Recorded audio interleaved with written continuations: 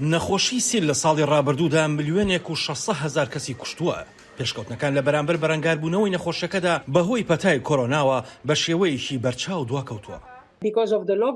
بۆی داخستنی شوێنەکان بەهۆی کردەی بەڕێنگاربوونەوەی پەتای کۆڤیدەوە زۆرێک لە کارمەندەکان و ئامرە پزیشکەکانە نەخۆشخانە و دەرمانخانەکان یان ئەو ستافەی کە لەسەر نەخۆشی سیل کاریان دەکرد تێکرا بەشێکی زۆریان بە تەواوی گواسترانەوە بۆ مامەڵەکردن لەگەڵ پەتای کۆڤیددا.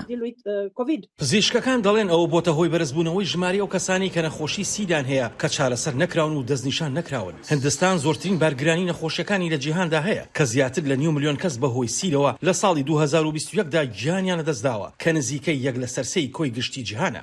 بەڵام ئومێد هەیە لەم دەساڵدا بتوانرێت بەسەر نەخۆشەکەدا زاڵ بێت. هندستان لە ساڵی 2022دا 2.4 ملیۆن کەسی هەبووە کە تووشی نەخۆشی سیل بوون و دەستنیشان کراون و چارەسەری کردوون. هەروەها ئەندەنوسیا، بەنگلادیش و نەیجیریا و باشووری ئەفریقا و ئەسیوبیا و بەرازیل پێشکەوتنیان بەدەستهێناوە. ڕۆژی جیهانی سیل کە دەکەوێتە ڕێکەوتی 24 مانگی سێ کە ساڕۆژی دۆزینەوەی ئەو بەکتریایە کە دەبێتە هۆی نەخۆشیەکە لەلایەن پزیشکی ئەڵمانی ڕۆبەرت کوخەوە لە ساڵی 1882 دۆزراوەتەوە.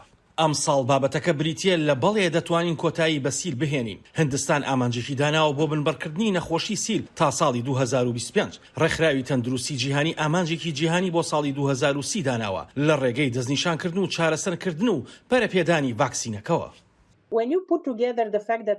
کاتێک ڕاستیەکان کۆ دەکەیتەوە کە ئێمە کەمێک زیاتر پابەندبوونی سیاسیمان هەیە یان زیاتر دەمەوێت بڵێم ئەمرازی نوێمان زۆرە کە پێشتر نەمان بووە لە 2-3 ساڵی داهاتوودا ڤاکسین دەست بەسەر دەکەین.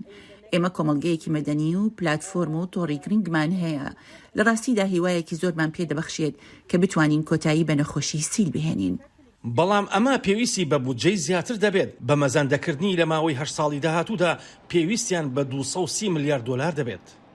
ئێمە زۆر باوەڕمان بۆ هەیە کە جیهان هەوڵ دەدات کۆتایی بە نەخۆشی سیل بهێنێت وەک چۆن لە سەردەمی کۆڤیددا بوێرانە توانرا بڕێنگاری ئەو پەتایە ببنەوە و توانرا بۆ ڤاکسینی کۆڤید 100 ملیارد دلار تەرخان بکرێت. نەخۆشی سیل لە وڵاتانی زۆر هەژاردا زیاتر بڵاو و کوشندەیە. زانایان دەڵێن نەبوونی دەرفەتی بازرگانی ڕێگری لە تۆژینەوە و پەرەپێدانی دەرمانی نوێی سیل کردووە. بەڵام پەرەپێدانی ڤاکسینێکی نوێ ژیانی ملیۆنەها کەس ڕزگار دەکات. ئاسۆ جەبار، دەنگی ئەمریکا بۆ راپۆرتی هێنری ڕێجوەڵ، لەندەن.